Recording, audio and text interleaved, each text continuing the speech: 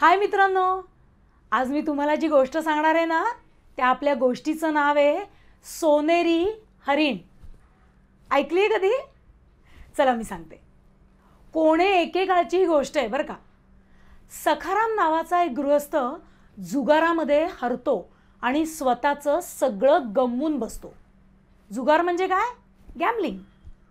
त्याने स्वतःला मग संपवण्याचं ठरवतो. तो सखारामनं एका तळ्याकाठी जातो आणि त्या पाण्यामध्ये तो जोरात उडीच मारतो. दुरून एक सोनेरी हरिण हे सगळं बघत असतं. सोनेरी हरिण काय करतं माहिती आहे का? सखारामच्या दिशेने धावतं आणि त्या सखारामला पाण्याबाहेर काढतं. हरिण सखारामला सोडून जाताना म्हणतं की मी तुझे प्राण वाचवलेत हे इथे कोणालाही सांगू नकोस, कृपा करून सांगू नकोस. हरिण निघून जातं आणि सखाराम त्या सुंदर सोनेरी हरणाकडे बघतच राहतो आणि त्या हरणाचा तो विचारच करत बसतो की हे कसं काय आलं. एके दिवशी काय होतं माहिती आहे? राजाच्या राणीला स्वप्नामध्ये एक सोनेरी हरिण दिसतं. मग राणीला ते हरिण बघण्याची इच्छा असते. राजा काय करतो? राजा राज्यामध्ये दवंडी पिटवतो की ज्याला कोणाला हे सोनेरी हरिण माहिती आहे की किंवा त्याच्याबद्दल कुठलीही माहिती आहे त्यांनी दरबारात यायचं, त्याला बक्षीस दिलं जाईल. दवंडी ऐकून सखाराम म्हणतो, अरे वा, ही चांगली संधी आहे. तो लगेच दरबारामध्ये हजर होतो. तो राजाला त्या सोनेरी हरणाबद्दल सगळी माहिती देतो.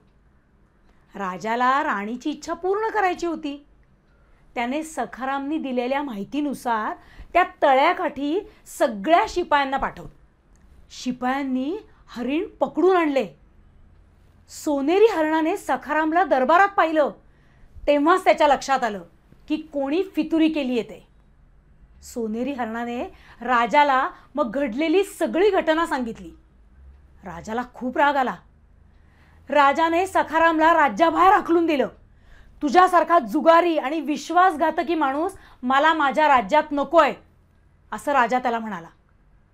हरणाने खरं तर सखारामचे प्राण वाचवले होते.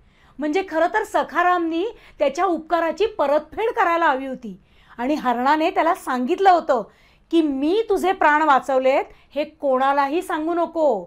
म्हणजे सखारामनी त्याचं वचन ठेवलं नाही. त्यांनी बेईमानी आणि खोटेपणा केला. असं कधीही करू नये. काय मित्रांनो, आवडली का आपली छोटीशी गोष्ट? आवडली तर लाईक नक्की करा. हां.